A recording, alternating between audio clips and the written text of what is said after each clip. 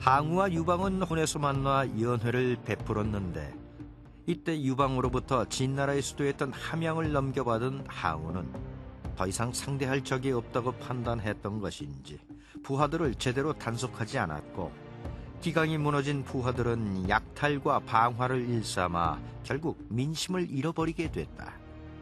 사람들이 떠나고 함양이 점점 폐허로 변해가자 항우는 자신의 성공을 고향에서 뽐내기도 할 겸 해서 도읍을 고향인 팽성으로 옮기려 작정하는데, 이는 부귀를 얻은 뒤에 고향에 돌아가지 않는 것은 비단 옷을 입고 밤길을 가는 것과 같다는 금이환양회의 욕심 때문이었다. 그러나 함양은 주나라와 진나라가 일어나 천하를 호령했던 곳으로 이른바 관중으로 불리는 천혜의 유지였기에 그런 함양을 버리고 간다는 건 너무나도 어리석은 행동이었다. 이에 항우의 스승인 범하부는 그의 천도 계획을 결사적으로 말렸지만 한 번 일어선 고집을 꺾을 수 없었고, 더구나 유방의 모사 장량이 부추겨 그 마음을 더욱 교만하게 만들었기 때문에 그 누구도 항우를 막을 수 없는 형편이 됐다. 결국 간이대부 한생이 나서 간곡히 진언하는데, 폐하, 천도를 결정하시기 전에 다시 한 번만 심사숙고하여 주소서. 간사한 장량의 꾀에 넘어가시면 절대 아니 됩니다. 그는 폐하께서 스스로 떠나게 하려고 술수를 쓰고 있는 것입니다. 폐하도 아시다시피 이곳 함양은 이해부터 천혜의 요지로 폐업의 땅이었고 토지 또한 비옥하옵니다. 이곳에 도읍을 정하시고 천하의 왕이 되십시오.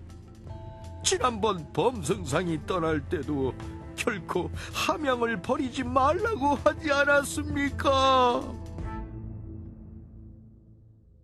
그러나 항우는 한생의 말을 전혀 들으려 하지 않았으니 한생 깊이 탄식하며 혼잣말로 중얼거리기를,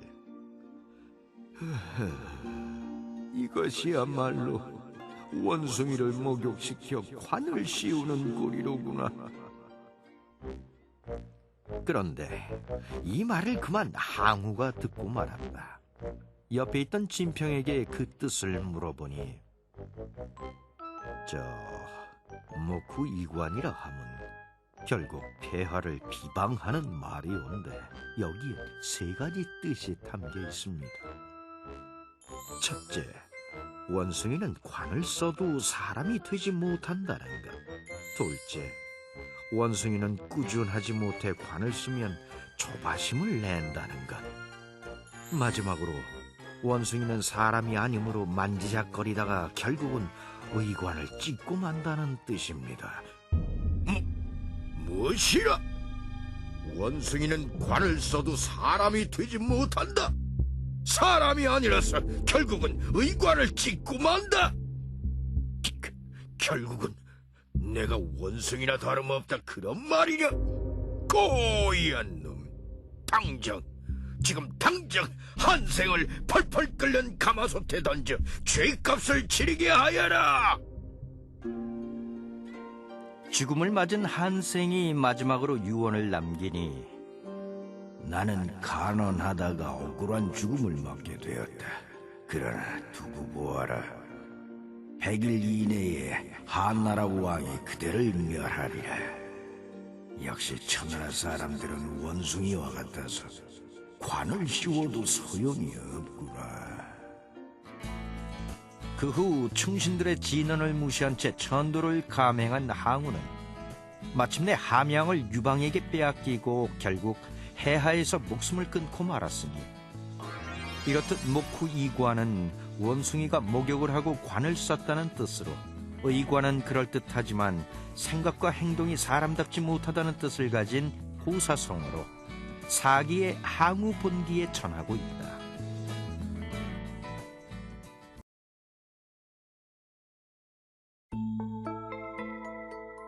토사구팽은 산에 있는 토끼를 잡고 나면 사냥하던 개는 쓸모가 없게 돼서 삶아 먹는다는 뜻으로, 필요할 때는 쓰다가 필요가 없어지면 없애버리는 것을 가리키는 말이다. 이는 초패왕을 이기고 천하를 통일한 한나라 고조 유방과 한신의 고사에서 비롯됐으니 항우를 죽이고 한나라의 고조가 된 유방은 소하 장량과 더불어 한나라 창업 삼걸의 한 사람인 한신을 초나라 왕에 봉했으나 언젠가는 한신이 배신할지도 모른다는 생각으로 항상 염려하고 있었다. 그러던 어느 날 유방은 항우의 장수였던 종림애가 한신에게 몸을 의탁하고 있다는 사실을 알게 됐다. 종림애는 유방에게 있어서는 원수와 다름없었는데 그런 종림애를 한신이 보호하고 있다니. 유방은 불같이 화를 내며 한신에게 당장 종림애를 압송하라고 명령을 내렸으나 종림애와 오랜 친구였던 한신은 유방의 명령을 어기고 오히려 그를 숨겨주게 되는데, 이에 유방은 한신을 살려두어서는 안 되겠다는 생각을 하게 됐고, 마침 한신이 역심을 품고 있다는 상소가 올라오자 유방은 한신을 제거할 계획을 세우게 된다. 이 소식을 접한 한신은 보통 일이 아님을 직감하는데, 그때 한신의 부하 한 사람이 진언하기를 유방이 진정 원하는 것은 종림의 목숨이니 그의 목을 가져가면 안전할 것이라며 한신을 부추기게 된다. 위기감을 느낀 한신은 이 같은 사실을 종림에게 솔직히 얘기하는데, 이에 종림애가 크게 노하며 말하기를 유방이 이 나라를 치지 못하는 것은 자네 곁에 내가 있기 때문일세. 그런데도 자네가 내 목을 가지고 유방에게 가겠다면 당장 내 손으로 잘라주지. 하지만 그땐 자네도 망한다는 걸 잊지 말게. 자네가 겨우 이 정도라니. 내가 자네를 잘못 보았네. 좋아, 내가 죽어주지. 종림애는 배신감에 떨며 자결을 하고 말았고, 한신은 그 목을 가지고 유방을 찾아가는데, 그러나 한신은 그 자리에서 역적으로 포박을 당하고 마니 이는 친구도 배신하고 자신도 죽을 지경에 이른 꼴이라. 교활한 토끼를 사냥하고 나면 좋은 사냥개도 삶아 먹히고, 하늘 높이 나는 새를 다 잡으면 좋은 활도 곳간에 처박히며, 적국을 쳐부수고 나면 지혜 있는 신하도 버림을 받는다고 하더니, 천하가 평정되니 이제 내가 죽게 되었구나. 그러나 유방은 차마 한신을 죽일 수가 없어서 회음후로 강등시킨 후 세력을 빼앗아 버렸는데, 하지만 후에 유방의 부인인 여후가 결국 그를 살해하고 말았다. 토사 구팽은 교활한 토끼가 잡히고 나면 충실했던 사냥개도 쓸모가 없어져 잡아먹히게 된다는 뜻으로 필요할 때는 요긴하게 써먹고 필요가 다하면 헌신짝처럼 버리는 세종을 비유해 널리 쓰이고 있다.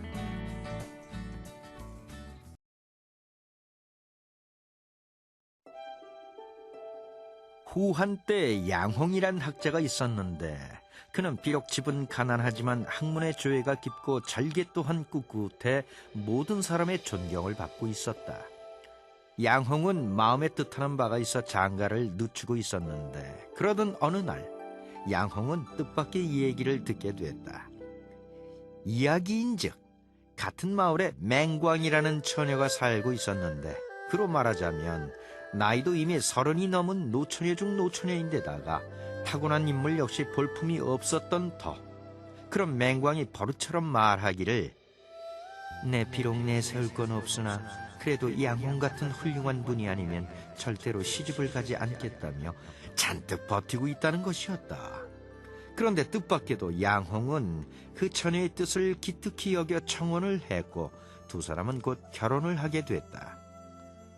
그런데 결혼 후 며칠이 지나도 양홍이 맹광과 잠자리를 같이 하지 않자 맹광은 궁금함을 참다 조심스레 그 까닭을 물어보는데, 이에 양홍의 대답이 이러했다. 내가 원했던 부인은 비단 옷을 걸치고 짙은 화장을 하는 여자가 아니라 누더기 옷을 부끄러워하지 않고 깊은 산속에서라도 살 수 있는 여자였어. 그 후부터 맹광은 화장도 하지 않고 소박한 차림으로 생활했고 남편의 뜻에 따라 산속으로 들어가 농사를 짓고 배를 짜면서 살았다. 양홍은 산속에서 생활하며 틈틈이 친구들에게 시를 지어 보내곤 했는데 그러던 어느 날 그 중에서 몇몇 시가 황실을 비방하는 작품으로 낙인이 찍혀 그만 체포령이 떨어지고 말았다. 이에 양홍은 오나라로 건너가 고백통이라는 명문가의 방앗간에서 일하면서 힘든 생활을 꾸려나가게 됐는데 이때에도 양홍의 부인은 남편을 지극정성으로 공경하고 모셨으니 그 모습을 후한서 양홍전에는 이렇게 기록하고 있다. 양홍이 이 일을 마치고 돌아오면 그 아내는 밥상을 차려 남편 앞에서 감히 눈을 치뜨지 않고 밥상을 눈썹 위까지 들어 올려 바쳤다. 이렇게 맹광은 남편의 인품을 존경하며 그의 뜻을 따라 극진한 내조를 함으로써 양홍이 마음 놓고 학문에 매진해 명절을 저술할 수 있게 했으니 훗날 사람들은 금술이 좋은 부부를 가리켜 양홍과 맹광, 즉 양맹이라고 했고 남편을 공손히 받드는 것을 일러 거안잼이라 했으니 부부간의 신뢰와 가정의 화목을 강조하는 호사성어로 널리 쓰이고 있다.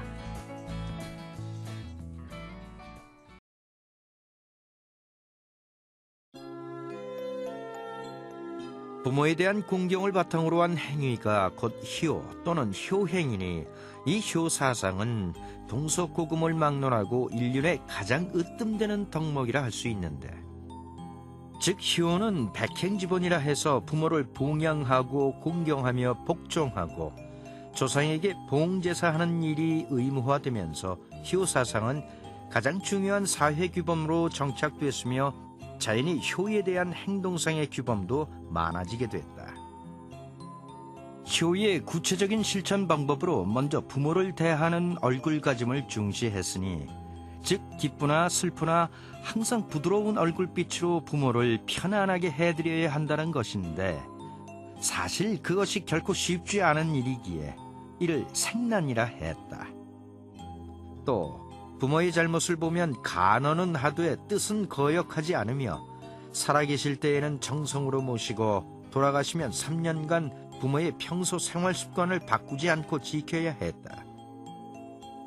그러나 무엇보다도 평소 일상생활 중에서 부모를 잘 모시는 것을 가장 중요한 것으로 여겼으니 소학을 보면 공내에 있는 말을 인용해서 말하기를 무릇 자식이 되어 부모를 섬기는 데는 겨울에는 따뜻하게 해드리고 여름에는 서늘하게 해드리며 저녁에 잠자리를 보아드리고 새벽에는 편히 주무셨는지 문안을 드리며 밖에 나갈 때에는 반드시 어디를 다녀오겠습니다 하고 고하고 돌아오면 반드시 다녀왔습니다 하고 아뢰야 한다고 했다. 이 모두가 자식의 도리로서 중요하겠지만 그 중에서도 아침 저녁으로 취침을 편히 해드리고 안부를 살피는 혼정신성이야말로 자식으로서 부모를 모시고 받드는데 가장 중요한 역할로 꼽혔으니 즉 저녁에는 잠자리가 어떤지 직접 손을 넣어 확인해보고 아침에는 간밤에 잘 주무셨는지 여쭙고 부모의 안색을 주의 깊게 살피는 혼정신성을 부모를 모시는 기본 중의 기본으로 삼았던 것이다. 따라서 자식이 부모 곁을 떠나 문안 편지를 올리게 되면 글 서두에 오래 혼정신성을 드리지 못해 엎드려 사모함이 구구하옵고 자식 도리를 행하지 못함이 지극하옵니다 라고 쓰라 일렀으니 부모님께 아침 저녁으로 큰절로 인사를 드리며 효를 다했던 선조들에 비하면 지금의 우리는 과연 어떤 모습으로 부모님을 섬기고 있는가? 혹시나 형식보단 내용이요 마음이라며 효의 실천을 외면하고 있진 않은지. 최근에 부모 봉양은커녕 부모를 시해하는 폐륜화도 심심찮게 나오게 됐으니 이것은 효도의 가장 기본이 되는 혼정신성을 제대로 가르치지 않았기 때문이 아닐까? 부모는 우리를 기다려주지 않으니 살아계실 때의 자식으로서 혼정신성의 예를 다해야 할 것이다.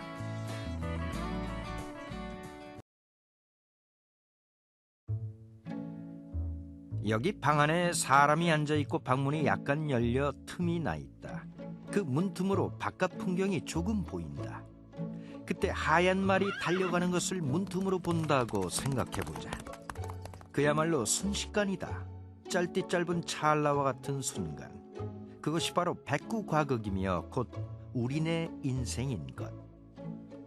백구과극은 장자의 지붕유편과 사기의 유후세가의 그 배경이 전해지는데, 먼저 장자의 지붕유편에 다음과 같은 내용이 있다. 사람이 하늘과 땅 사이에서 사는 것은 마치 흰 말이 달려 지나가는 것을 문틈으로 보는 것처럼 순식간일 뿐이다. 모든 사물은 물이 솟아나듯 문득 생겨났다가 물이 흐르듯 아득하게 사라져가는 것이다. 생물들은 이를 슬퍼하고 사람들도 이를 슬퍼한다. 죽음이란 화살이 살통을 빠져나가고 칼이 칼집을 빠져나감과 같이 혼백이 육신에서 빠져나가고 몸도 따라 무로 돌아가는 것을 말함이니 이야말로 위대한 복귀가 아닌가. 사람이 이 세상을 산다는 것은 이처럼 허무한 일이다. 그런가 하면 사기의 유후세가에서도 백구과극을 찾을 수가 있는데, 유후는 한나라 창업 삼걸 중의 하나로 나중에는 전설적인 신선 적송자를 따라 신선이 됐다는 장량을 일컫는다. 장량은 항상 이렇게 말하곤 했다고 한다.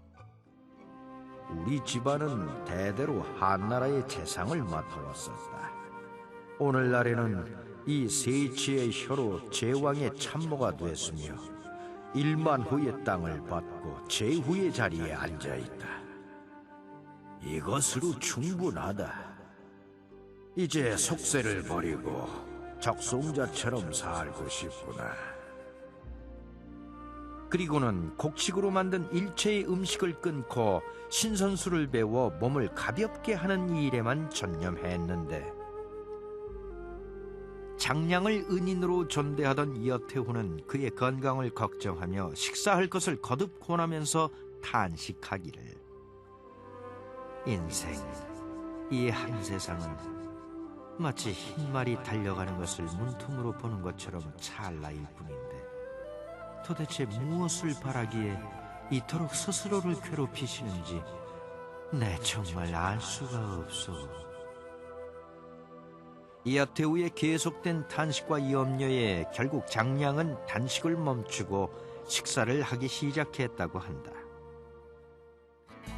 가는 세월 잡지 못하고 오는 세월 막지 못한다고 했던가. 백구과극처럼 순식간에 흘러가는 우리 인생의 본질을 받아들인다면 세상을 향한 부질없는 집착도 사라지고 다만 순간순간을 성실하고 진솔하게 살아갈 수 있지 않을까. 비슷한 의미로 극구광음, 광음여류, 광음여시, 일촌광음 등의 표현이 있다.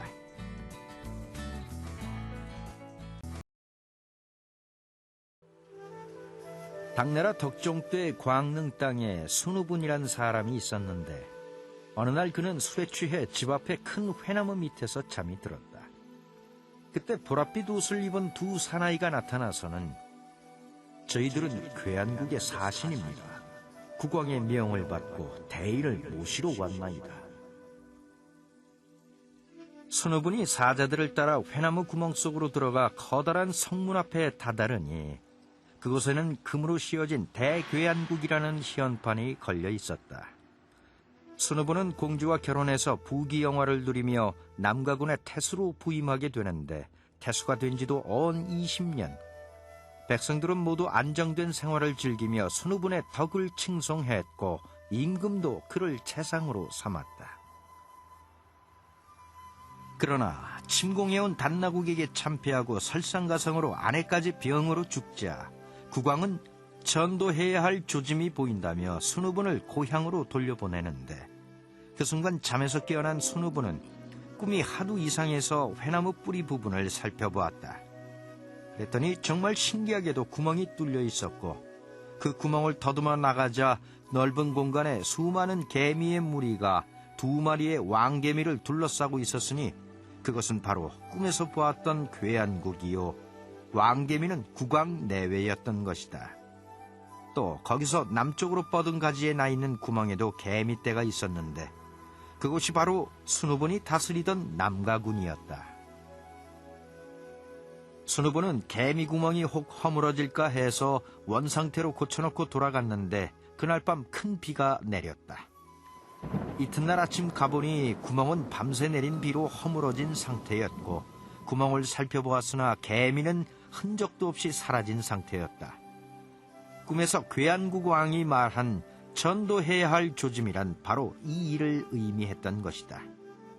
남가일몽은 이렇게 남쪽 나뭇가지 아래에서 꾼 한바탕 꿈이란 뜻으로 송대의 후청록에서 유래한 말인데 흔히 덧없는 한때의 꿈, 인생의 덧없음을 비유할 때 자주 사용되곤 한다.